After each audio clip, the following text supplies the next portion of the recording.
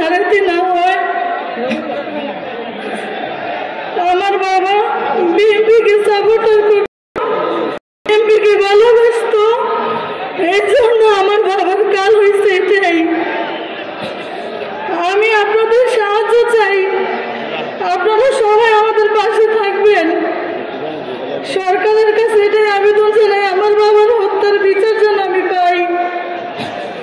আমাদের পাশে কেউ নাই, আমরা খুবই অসহায়। আমার বাবা টমটম চালাইতো, আমার মা খুবই অসুস্থ। তা আমার মা হয়ে আমি আপনাদের সাথে কথা বলতেছি।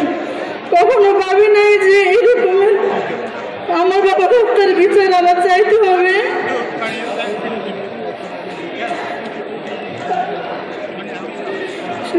বিএনপির সবাইকে বলতেছি, আপনারা আমাদের পাশে থাকবেন।